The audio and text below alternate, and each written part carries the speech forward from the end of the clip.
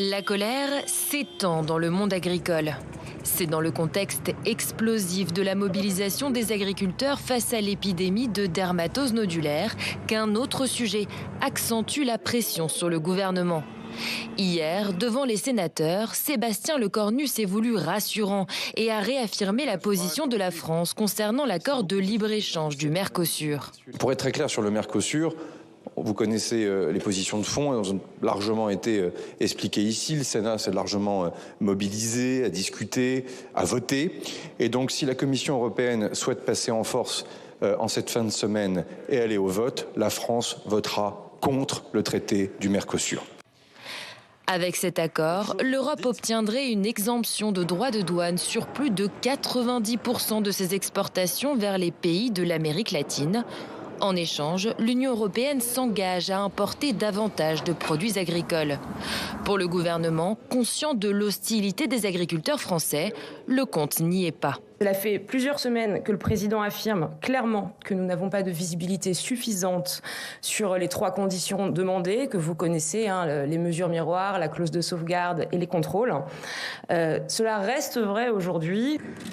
Dimanche, Emmanuel Macron a demandé un report du vote sur l'accord entre l'Union européenne et le Mercosur, une ligne minoritaire parmi les chefs d'État européens qui agace. Le chef de l'État est attendu aujourd'hui à Bruxelles pour un Conseil européen. Jordan Bardella, quant à lui, s'est déjà affiché hier aux côtés des agriculteurs mobilisés dans la capitale européenne pour affirmer sa ligne anti-accord de libre-échange. Et non, le Mercosur, non, ça c'est trop. Il faut que ça s'arrête. Ça vient s'ajouter à d'autres accords de libre-échange, à d'autres normes. Pour des bagnoles, de la viande, pour des bagnoles. Ouais, c'est ça, ouais. Non mais on est où là? Je pense que beaucoup des gens qui nous dirigent ne veulent plus d'une agriculture telle que nous l'aimons. C'est pourtant l'une des plus enviées du monde entier, l'une des plus qualitatives, l'une des plus normées, l'une des plus propres au monde. Après 25 ans de négociations, la Commission européenne espère toujours signer l'accord sur le Mercosur ce samedi au Brésil. On va en parler avec vous, Elisabeth Martichoux. Bonjour, merci d'être là, Elisabeth. Et Frédéric Davy. Bonjour, Frédéric. Bonjour, merci Ryan, également d'être avec nous. Directeur général opinion de l'IFOP. On le voit, Sébastien Lecornu qui appelle à l'apaisement, notamment sur la question de la dermatose. Il y a un autre sujet qui risque de mettre le feu aux poudres. C'est maintenant que ça se joue, c'est la question du Mercosur. Est-ce que Sébastien Lecornu et le gouvernement sont face à une crise agricole qu'ils n'arrivent peut-être plus à maîtriser politiquement? C'est possible. C'est possible parce que c'est vrai qu'il y a une combinaison d'ingrédients explosifs avec 2 partis politiques, les extrêmes, qui mettent de l'huile sur le feu. Donc, il est possible, en tout cas, il est envisageable que le Rassemblement national et LFI parient sur une colère paysanne qui déborde, qui, vous savez, c'est le dentifrice qui rentre plus dans le tube, qui déborde et qui produisent, dans le fond, un désordre politique auquel ils aspirent depuis longtemps. Et ça pourrait venir de là, en tout cas, pourquoi pas, dans leur esprit. Et donc, effectivement, le Mercosur, on sait que c'est un sujet explosif. L'opposition de la France ne suffira pas. Elle votera contre s'il y a un vote, comme le voudrait la présidente de l'Union européenne. Mais est-ce que les agriculteurs se suffiraient de savoir que Paris a voté contre alors que le Mercosur est adopté? Peut-être pas. On y reviendra, mais vous en avez parlé tout à l'heure, il a des avantages, à certains égards, les Mercosur, c'est pas, mais pas pour les agriculteurs éventuellement. Et puis bien sûr, l'épidémie, là aussi, on a beaucoup glosé sur le caractère très politique de cette crise qui bien sûr repose sur une angoisse des agriculteurs, mais qui prend un caractère très politique et très irrationnel. Et est-ce que c'est d'autant plus difficile à gérer, Frédéric, que les agriculteurs sont extrêmement soutenus par les Français, et ce, de manière transpartisane? Tout à fait. Il y a un soutien massif, quelle que soit la thématique. Vous avez raison de parler d'enchaînement des crises. On se souvient en janvier 2024, c'est la première crise à laquelle s'était confronté le jeune Premier ministre, le récent Premier ministre Gabriel Attal. Il y a systématiquement un soutien des Français aux agriculteurs. D'abord parce qu'il représente une sorte d'âge d'or, et c'était intéressant ce qu'a dit Jordan Bardella en convoquant une agriculture éternelle française qui n'existe plus vraiment, parce qu'elle-même, elle a évolué, mais ça parle beaucoup aux Français, cette idée d'agriculteur et d'agriculture éternelle, d'âge d'or. Il ne faut pas oublier que les agriculteurs ne sont pas isolés. Ce n'est pas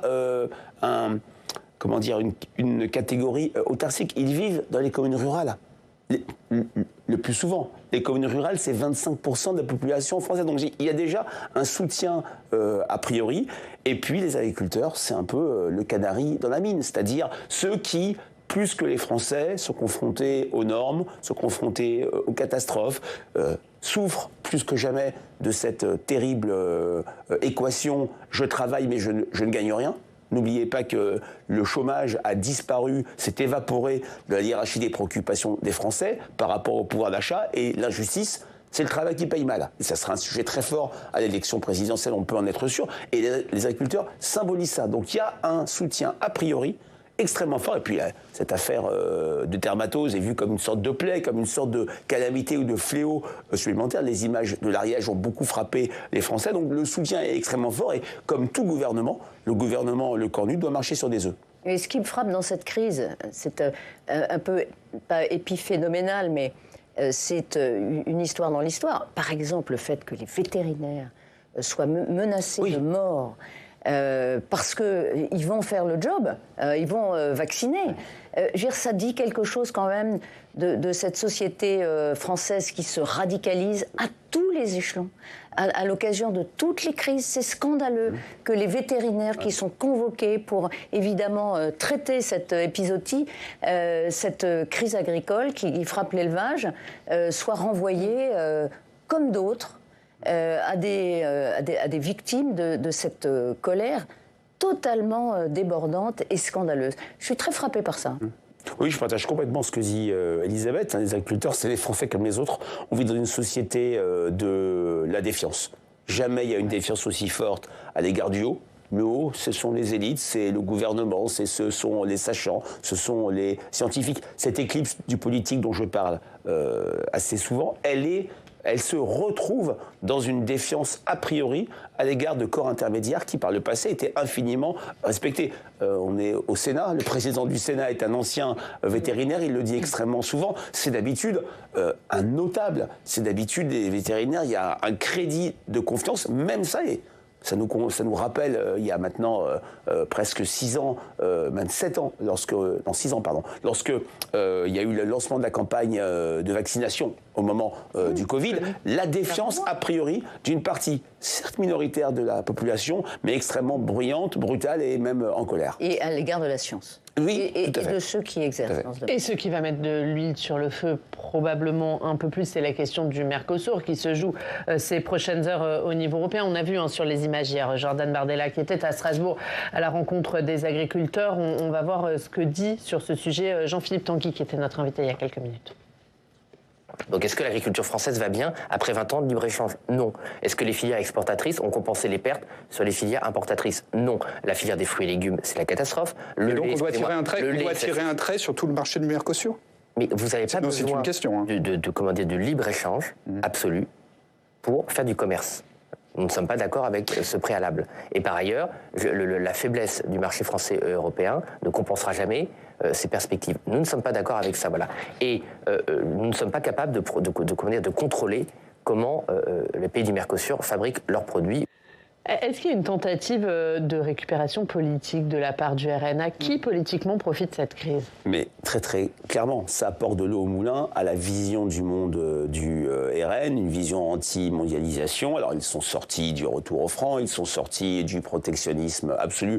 Il y a le mot, ça a glissé vers le mot souveraineté, qui est un mot beaucoup moins chargé politiquement. Mais n'oublions pas que oui, c'est un des leviers du soutien au Rassemblement national. C'est un vote d'alternative. Et c'est un vote quand même très anti-mondialisation qui fait mal à notre pays et qui nous empêche, qui nous fait connaître le déclin, d'où ce rappel à une logique d'âge d'or dont on parlait tout à l'heure avec Jordan Bardella. Il y avait une donnée d'enquête IFOP très intéressante en 2017, ça remonte à loin, mais quand on croisait le vote présidentiel en faveur d'Emmanuel Macron, Marine Le Pen, François Fillon et Jean-Luc Mélenchon, les 4 étaient à un niveau à peu près équivalent, on s'en souvient, qu'on croisait ces votes par l'adhésion au libre-échange, l'adhésion à la mondialisation. Auprès de ceux qui adhéraient, Marine Le Pen était à moins de 10. Auprès de ceux qui étaient dans cette logique de refus, Marine Le Pen tangentait les 50% au premier tour. Et Emmanuel Macron était bien sûr dernier dans le dernier cas.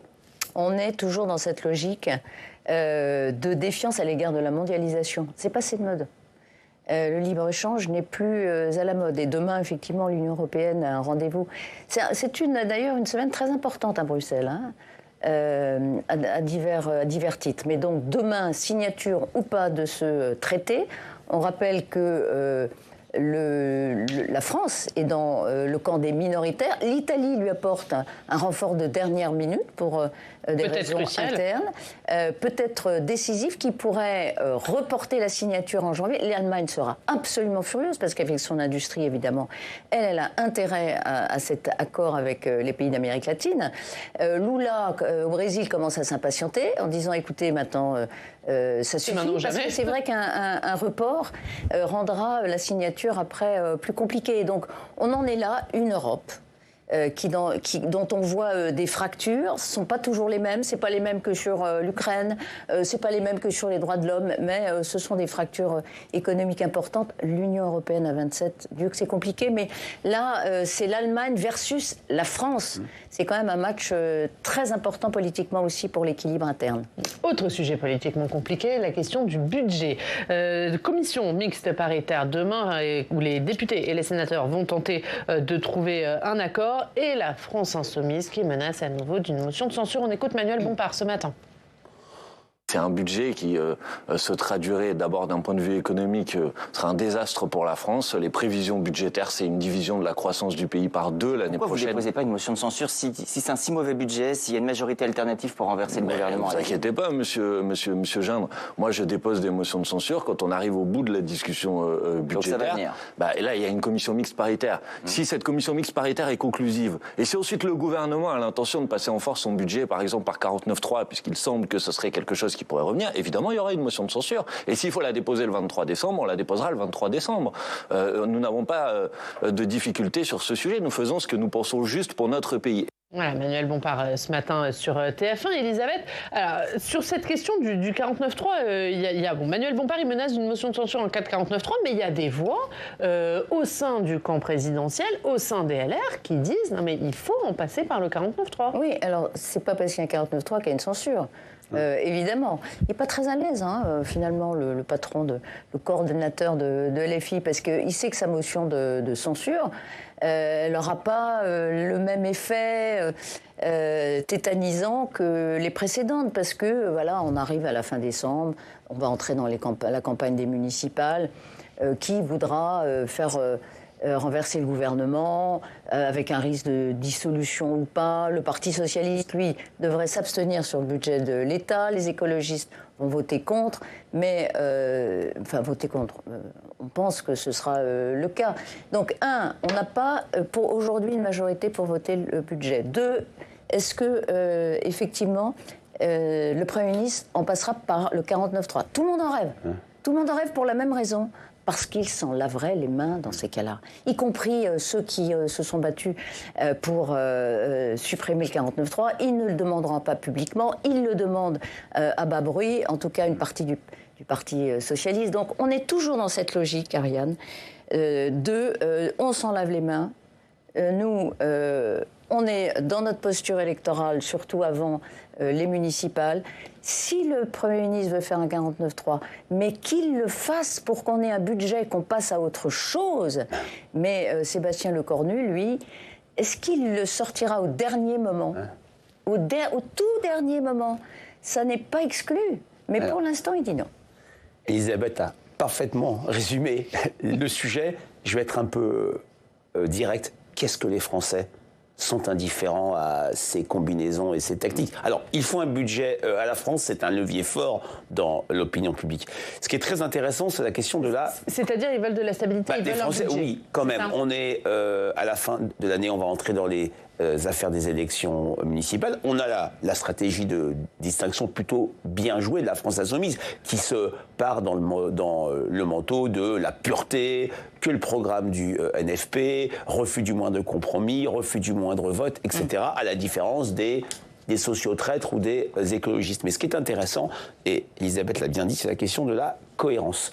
C'est très important pour les Français de ne pas voir un responsable politique être d'un jour dans le zig, le lendemain dans le zag, c'est-à-dire perdre sa cohérence. Par rapport au 49.3, on se souvient tous d'un Manuel Valls assumant jusqu'à une très forte impopularité le 49.3 au moment de la loi travail. Il quitte Matignon, il est candidat à la primaire socialiste, et la première chose qu'il dit au micro de France Inter, je crois, fin 2016, c'est « si je suis élu, on abolira le 49.3 ». Rupture de cohérence. Est-ce que le risque, et je n'ai pas la réponse, est aussi important pour un Sébastien Lecornu qui a posé un acte lourd, qui a accrédité son image d'homme de dialogue, homme de compromis, Premier ministre faible, qui ne veut pas apparaître plus fort qu'il n'est alors qu'il ne l'est pas, en renonçant au 49.3 et finalement sortant un peu comme peut-être le 10 de Der à la belote ou le petit au tarot, c'est la fin de l'année, on peut citer des jeux de cartes, sortant cet atout. Est-ce que les Français vont lui en vouloir? Est-ce qu'il va y avoir d'un côté un risque de « mais il s'est moqué de nous, il nous a trompés » versus c'était un mal nécessaire pour avoir un budget. On est entre ces deux écueils. Et on a le sentiment chez Sébastien Lecornu qu'il y a à la fois cette volonté de cohérence, de dire j'ai dit pas de 49.3, il n'y aura pas de 49.3, et il y a aussi cette volonté de dire mais c'est pas à moi d'assumer des responsabilités que les parlementaires refusent d'assumer, parce qu'il a dit plusieurs fois aux parlementaires, assumez vos responsabilités. Oui. Absolument. Et les partis lui disent « assumez vos responsabilités ». On est dans ce face-à-face. Et donc, vous voulez un budget, maintenant, il faut passer à autre chose, Sébastien Lecornu. Sébastien Lecornu, je ne sais pas ce que Frédéric Dabi en pense, mais je trouve qu'il a pas une image encore très claire aux yeux des Français.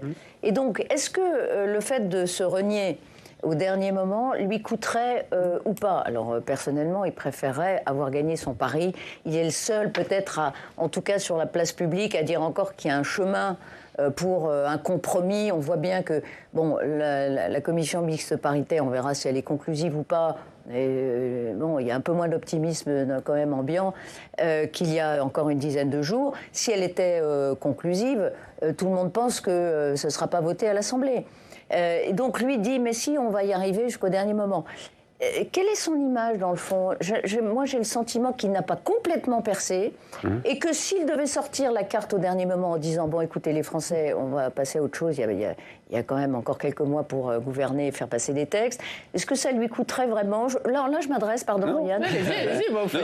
Par rapport à Manuel Valls, qui avait une image extrêmement constituée, là, la rupture de cohérence avait été terrible. Je partage votre point de vue. Il a une image en construction plutôt bonne. Homme de dialogue, homme de compromis, homme d'écoute, une certaine ruse. Moi, je l'associerais, et d'ailleurs ça a été dans un verbatim Khalid l'IFOP, à Louis XI, ce roi rusé, alors qui enfermait ses opposants dans des fillettes, dans des cages, mais qui savait se déguiser pour aller écouter le pays. Enfin, c'est quelqu'un qui est plutôt connecté. C'est du Cali, hein, ça rigole pas. Il a aussi un atout extrêmement fort. Savez-vous lequel? Il est passé au ministère des Armées. Et là, c'est comme une sorte de blanc-seing pour les Français, parce que dans cet imaginaire dont on a parlé précédemment, sur l'âge d'or du pays, le déclin, il y a une institution qui échappe à ça. C'est l'armée. Les forces armées, les forces de police. Donc ça lui bénéficie. Et puis, c'est vrai qu'il joue très fortement sur une double distinction. Une distinction par rapport à François Bayrou. Pour beaucoup de Français, il ne pouvait pas être pire que François Bayrou. Et par rapport aussi à un président qui respecte quand même, qui s'immisce moins dans les affaires d'intérieur et qui lui laisse un certain champ libre. Donc il a une image en construction avec plutôt, je trouve, des atouts assez intéressants. Il a une popularité minoritaire, mais un socle assez important. Et Sébastien Lecornu qui a souhaité un débat au Parlement hier sur la question de la lutte contre le narcotrafic. Il a promis de nouvelles mesures. On va l'écouter. Dans ce combat, vous avez déjà agi avec l'adoption de la loi du 13 juin dernier. Cette loi, très largement votée par le Parlement, est inédite dans notre histoire par les moyens nouveaux qu'elle octroie. Si beaucoup de mesures sont d'application immédiate, je vous confirme qu'une vingtaine de textes réglementaires seront pris dès les prochaines semaines pour que cette loi s'applique en totalité et conformément au calendrier qui avait été fixé. Mais les réseaux criminels de narcotrafic ne cessent de se transformer. C'est une guerre de mouvements, vous disais-je. C'est pourquoi le gouvernement présentera au premier semestre 2026 des mesures législatives pour adapter encore notre arsenal à cette menace, avec notamment l'alignement des réductions de peine et du régime de la libération conditionnelle des narcotrafiquants sur celui des terroristes. Voilà, cette question de la lutte contre le narcotrafic, on le voit depuis plusieurs mois sur le devant de la table, qui gangrène le pays. Emmanuel Macron parle de guerre. Est-ce que ça va être aussi un enjeu pour les municipales, Frédéric ? Clairement oui, c'est presque devenu un enjeu même obsessionnel pour les Français. C'était intéressant de voir qu'il y a 6 ans, quand on travaillait sur les déterminants du vote, on ne proposait pas aux Français la question du trafic de drogue. Là, on le propose, c'est le 6e déterminant du vote. Et ce qui est intéressant, Auriane, les mots ont un sens. Les Français se sont appropriés ce terme de narcotrafic, qui il y a quelques années était bon pour une série Netflix à voir en famille. Les Français utilisent ce mot et on a publié la semaine dernière avec la Provence et Sud Radio une enquête de climat électoral à Marseille. Mettons de côté le rapport de force électorale extrêmement serré. Les 3 principaux déterminants du vote, c'est 1, narcotrafic. À Marseille, on voit ce qui s'est passé récemment avec le jeune Kessassi. Deuxièmement, la sécurité. Troisièmement, la propreté. On sait très bien qu'une ville propre, c'est une ville où il n'y a pas de narcotrafic. C'est une ville où on se sent en sécurité. Ce thème, et n'est pas qu'un thème de grande ville, de métropole, dans toutes les communes, même y compris les communes rurales, ça devient un vrai sujet qui, je le répète, qui n'était pas dans le champ politique et dans le champ de la controverse politique il y a encore 6 ans. C'est très marquant, cette prise de conscience, c'est 2025. Ouais, exactement. Et c'est positif, entre guillemets, parce que c'est un des défis et une des crises majeures qui attend la France, les démocraties en général, c'est de faire face à cet afflux d'argent qui nous menace et dont on voit qu'aucune politique dans le monde, d'ailleurs, n'arrive vraiment à prendre le dessus. Mais la prise de conscience, c'est déjà très important. Oui.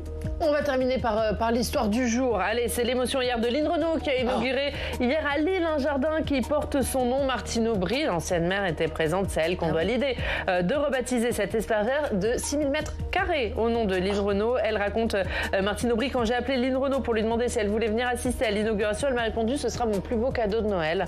Il faut dire que Lynn Renault, on le rappelle, elle est viscéralement quand même attachée à son or. Et voilà, Armentières. Armentières, exactement. Et c'est donc ce matin la une de la Voix du Nord. Frédéric, j'oublie pas votre livre, L'écharpe et les tempêtes. C'est à lire à 3 mois des municipales. Merci beaucoup, Frédéric. Merci, Elisabeth. Bonne fête, je vous souhaite de très bonnes fêtes à vous. Mais oui, très bonne fête. Et joyeux Noël, très bonne fête. Et effectivement, à tous ceux qui nous regardent, moi je vous retrouve le 12 janvier et demain, vous serez accompagnés d'Alexandre Poussard. Très bonne fête à tous.